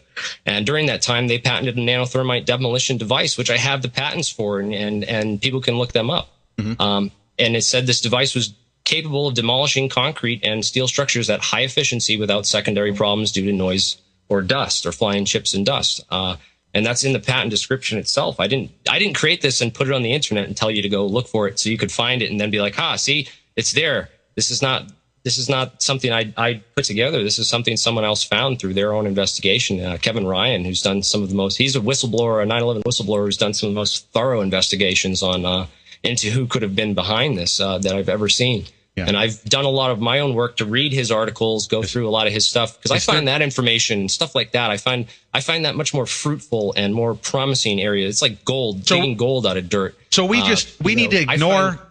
I'm sorry to interrupt you. We just need to ignore. And where on the internet have I found prior to November of 2012? Hold on 1 second. There was only one piece of office equipment in the entire World Trade Center complex, a filing cabinet with folding dividers, which survived. Why is that so? Only one piece of equipment. I have no idea why that was protected. The stairwell B, that's another anomaly. That stairwell survived, and people lived through that and actually survived in the stairwell. If it was hermetically sealed, so they didn't breathe in all that toxic dust with the nanoparticulates in it, and caused the cancer-causing compounds and stuff like that. Can I take one more call? Can I take a couple more calls? Do you mind as we close out the show here? Yeah, I have Douglas on the line. By the way, I haven't asked not one of, and these are regular listeners and callers. Douglas is on the line, but I haven't asked anybody to call in, or I have no idea what their questions are. Douglas, you're a longtime listener. Okay. You're live on the line. Hey, Douglas, I was wondering if your guest knew anything about John Hutchinson and his and him working for the government and for a little while, and his studies and what he's been doing with basically the Tesla technology and other stuff that he's done himself.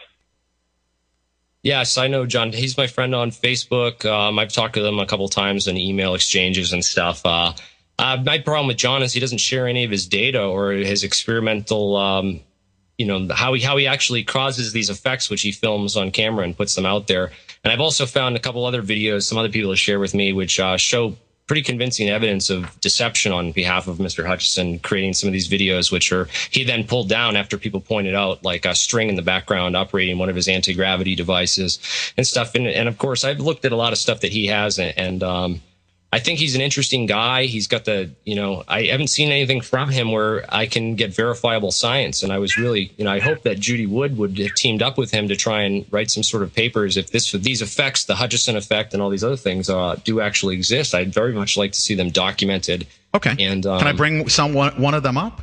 You're a physicist, so I'm sure you know about George I have my Pigott. own theories on how this could have possibly happened. And, right, but you referred to patents and stuff like that. I'm not discounting the plausibility or possibility of resonance interference causing dissociation of solids.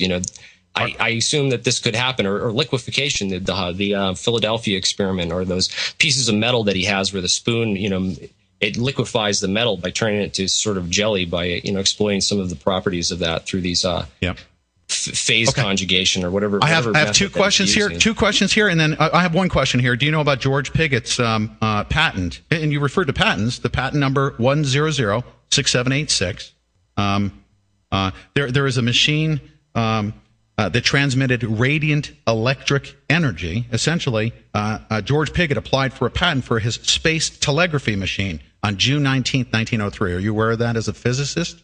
Space telegraphy? Yeah, space telegraphy. That's what it is. It's a patent. It was filed. It actually, he produced, or he basically overcame gravitation. There's a patent for such a thing by George Pigott.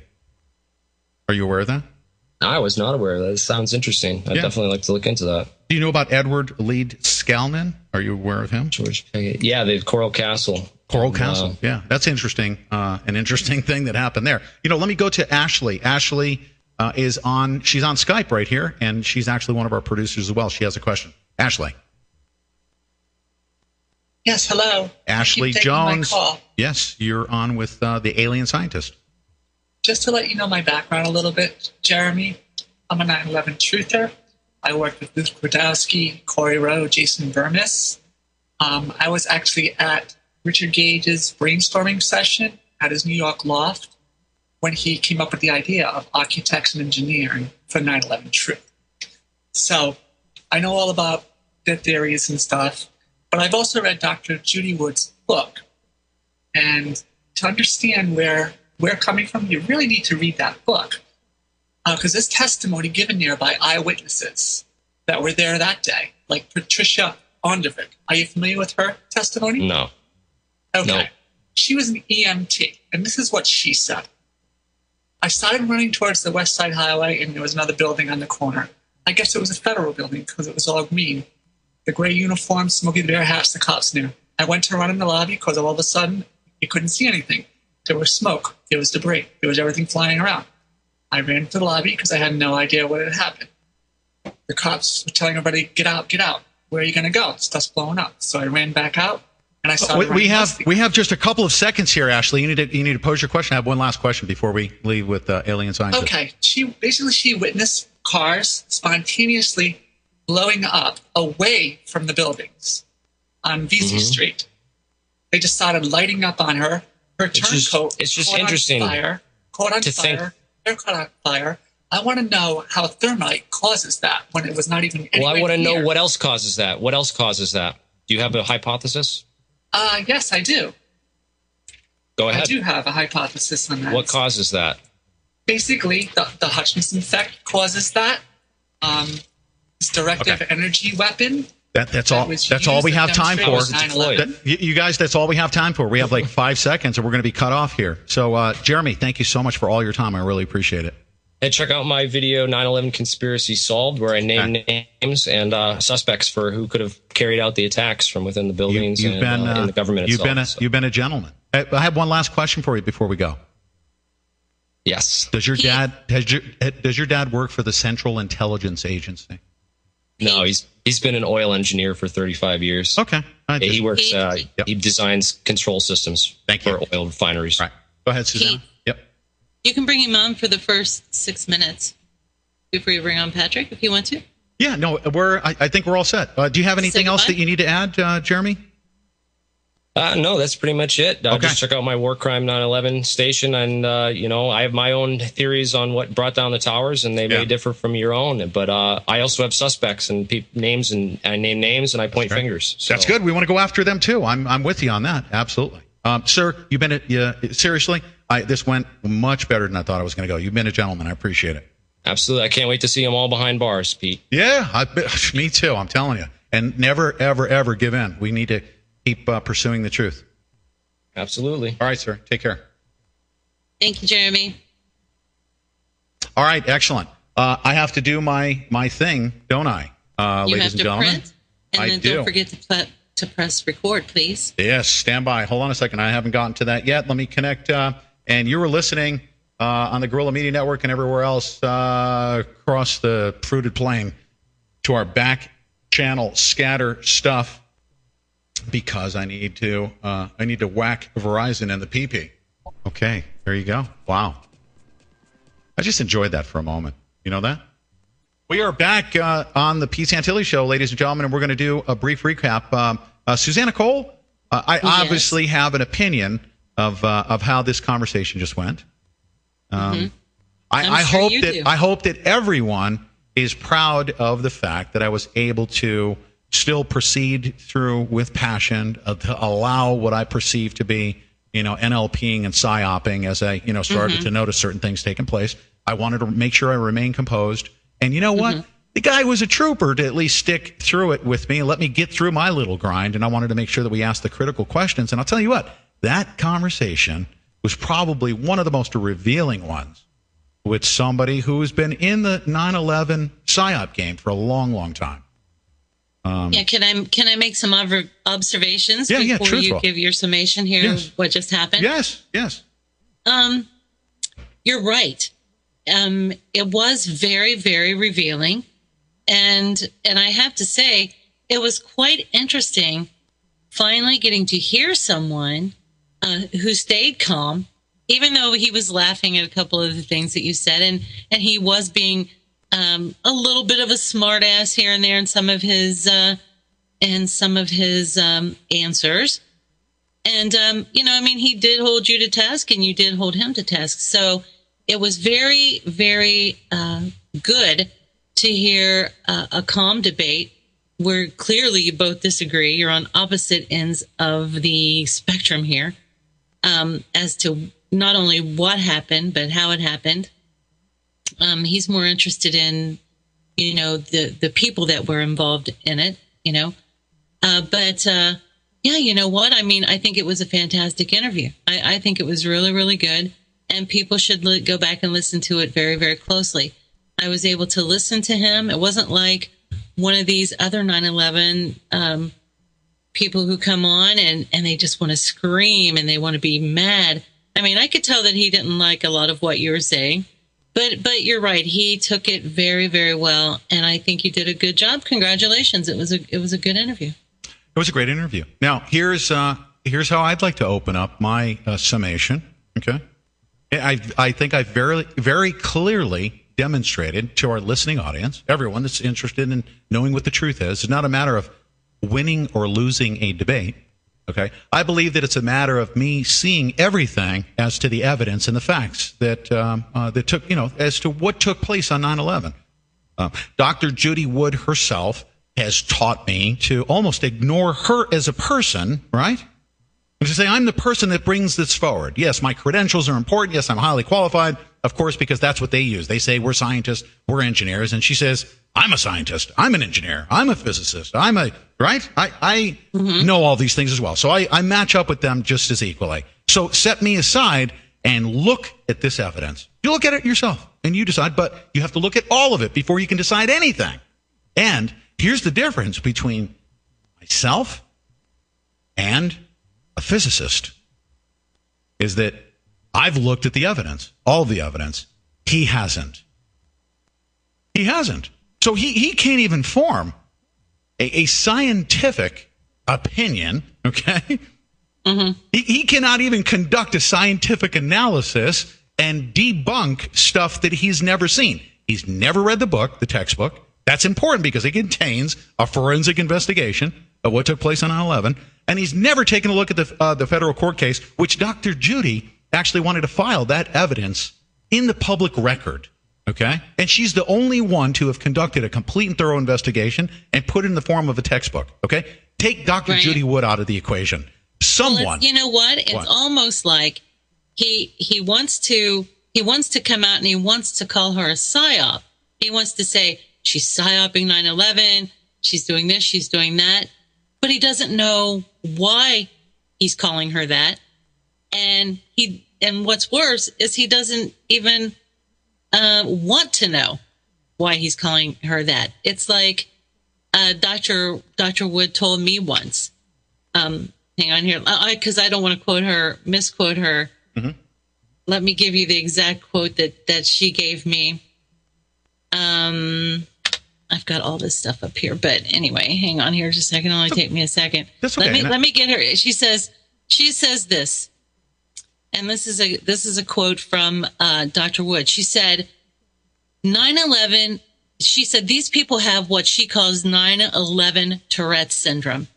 When they hear the name Dr. Wood, they say space beams over and over, almost as uncontrollable as an uncontrollable reflex, because it's just put in their brains, and that's really the only talking point that they have. Even he said that the minute you mention Dr. Judy Wood, people start talking about space beams, and they think that it's all kookery.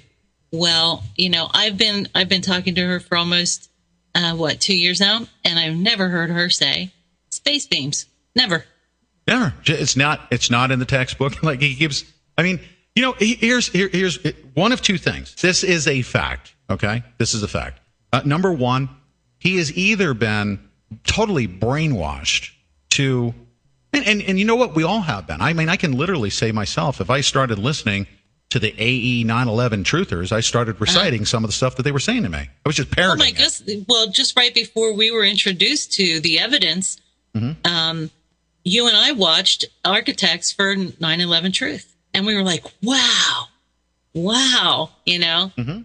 And that's why I think we were very indoctrinated into the 9/11 Truth movement as pushed out there by Alex Jones and company.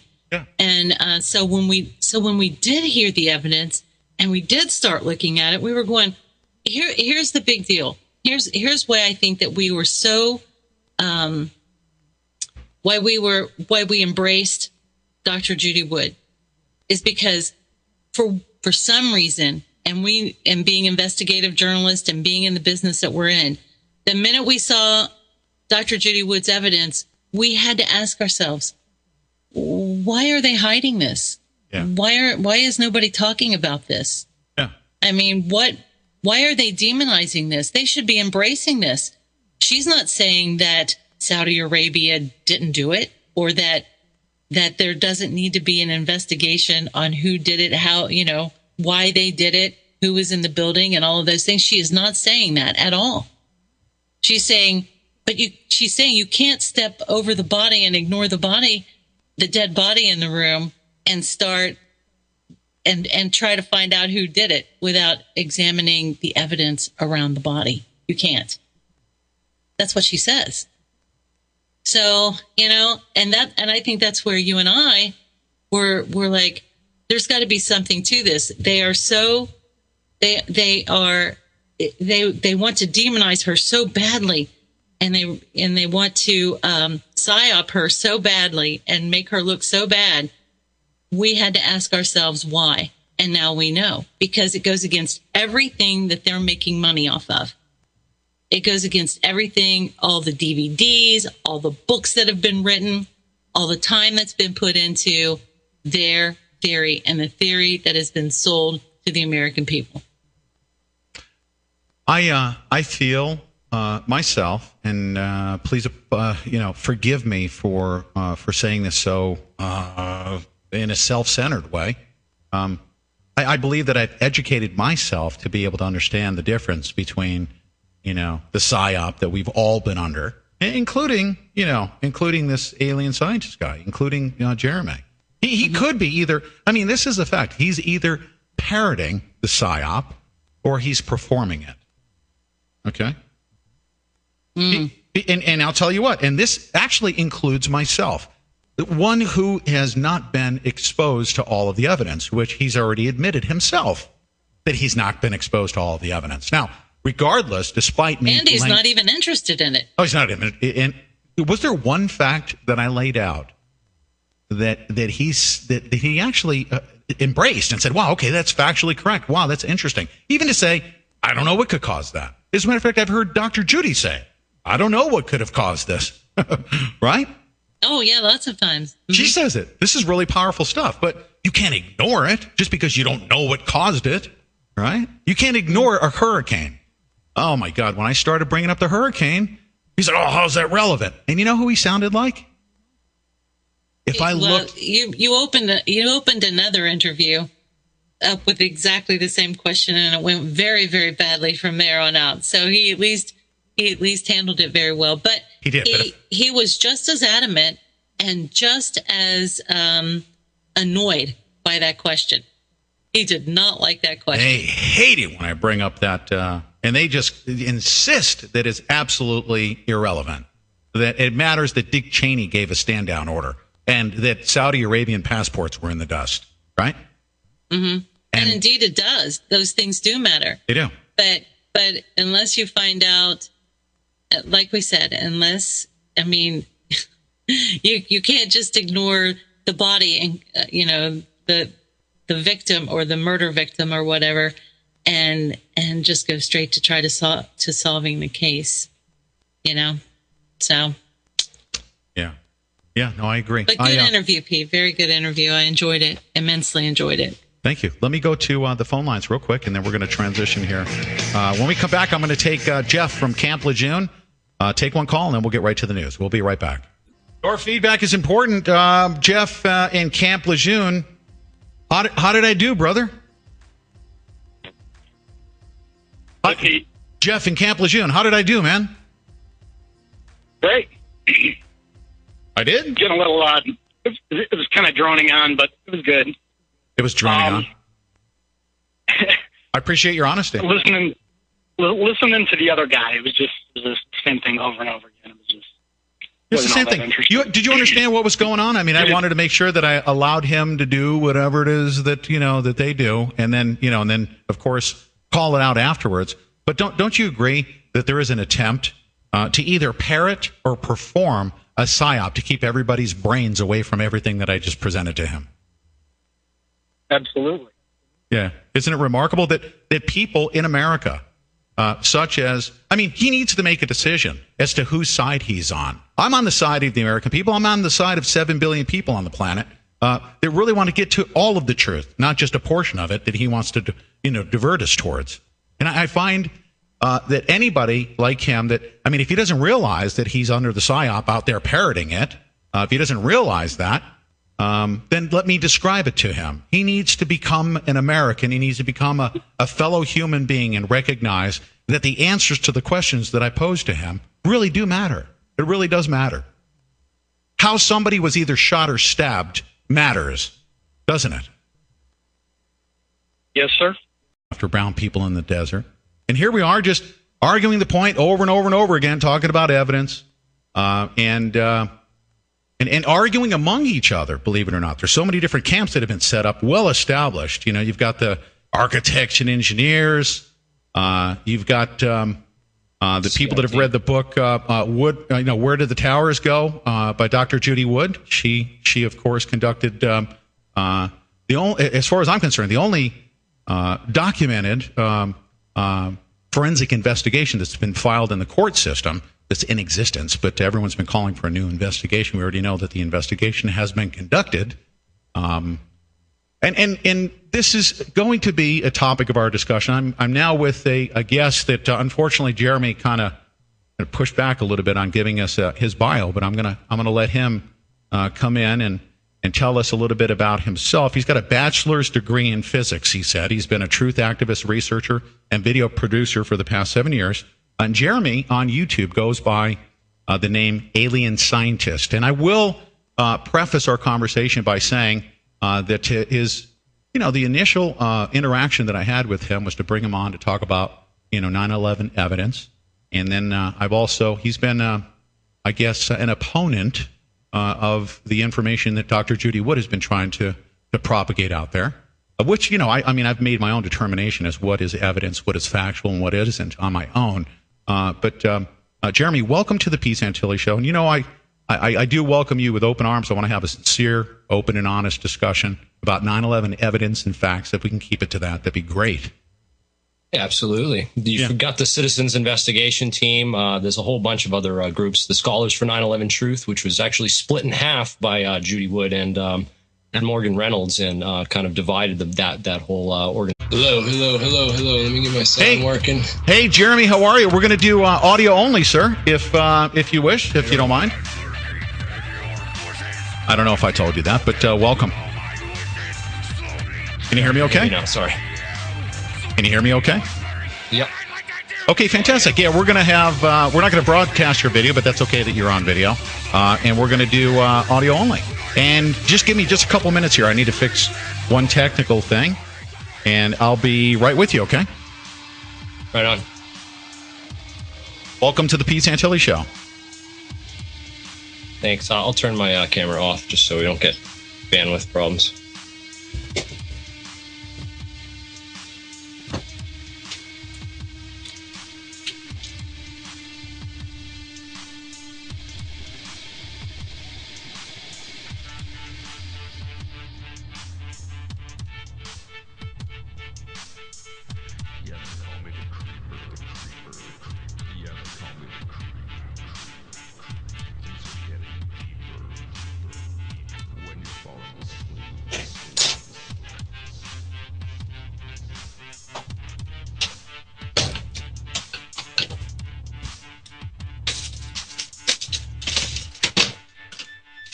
Okay. We're going to come back in about a minute, Jeremy. I just wanted you to know. And you'll hear the music coming in. I've got music playing in the background here during the break. Unfortunately, we're not at full technical capabilities here because of... they're not allowing me to dial out. That's terrible. I have to contact Verizon. How long are the Verizon. breaks and how often are they? Every 10, 15 minutes? Actually, the next break's going to be at the 41-minute mark, okay? And we'll... Organization of Scholars for Truth into the one camp, Scholars for Truth and Justice. Hey, Jeremy. And the I'm other sorry. one, so. I'm sorry to interrupt you. Here's what I'd like to do. I'm going to offer you this, okay? Yeah. Just because I have a lot of passion about this subject, okay? This is my show. Absolutely. I don't want to too. That's why you brought me on. I don't want to steamroll you per se, just because it's my show. I want to have you as a guest and be very courteous to you. But at any point in time, please allow me to interject respectfully. Okay, when you talk about and you start plugging and bashing Dr. Judy Wood right from the very beginning, it's just not going to. I mean, the conversation is not going to be productive. So if we could do me a favor, let's do this. From here on out, could we do this? How about this as a deal? Can we stay away from the name Dr. Judy Wood and talk about evidence and facts about 9/11?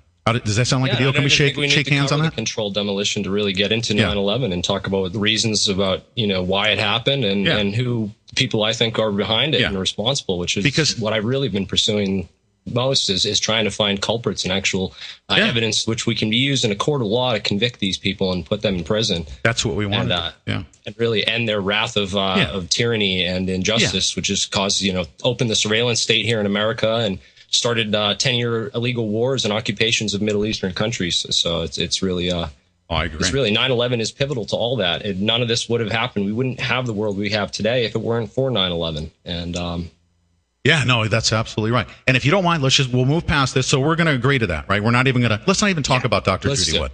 Okay? I would like to have you get me on to debate her face to face. I've yet been able to find, but that's another thing. We can do that another time. Yeah, you could. She doesn't fear debating anybody about the issues. She just wants to have a productive debate. But I mean, when you come into the show, let's just move past this by me making this comment.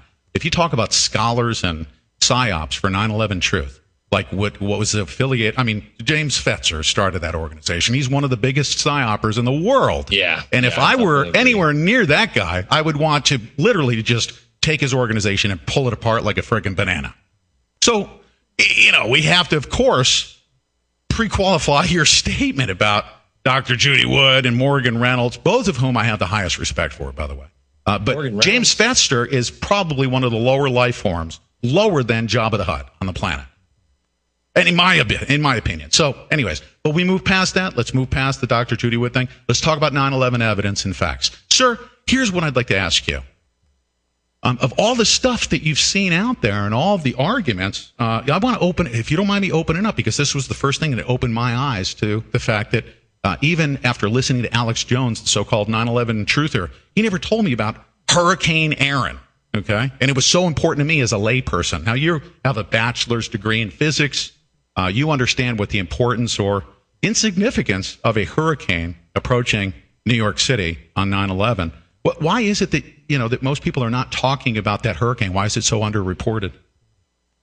A hurricane? I mean, I don't know if you've seen my videos on 9/11. I have one where I name about 19 different people that are suspects involved, and I talk about who had contracts for security in the World Trade Center. Who ran electronic security for those buildings? Who had the contracts to do upgrades and what kind of things were going on inside the buildings, reconstruction. I talk about people that were inside the Pentagon, people that died aboard Flight 77 that had connections to all sorts of programs, including the Pentagon's Financial Accounting Office. Why did Building 7 go down? What was in Building 7? Why was that so important that they had to control demo that So building? You don't want to answer. We'll let you know if you're watching the Skype chat. We'll let you know how much time we have, okay? All right, good deal. All right.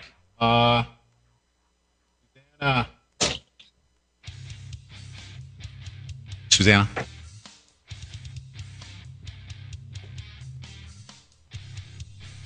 Susanna, are you there? Yes. Oh, okay. Yes, I'm here. Uh-huh. Okay, good.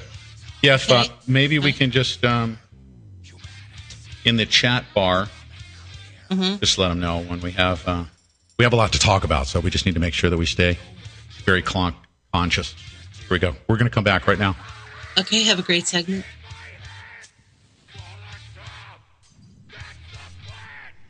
Jeremy, how do you pronounce your last name? Riss. Okay. You're listening to The Pete Santilli Show.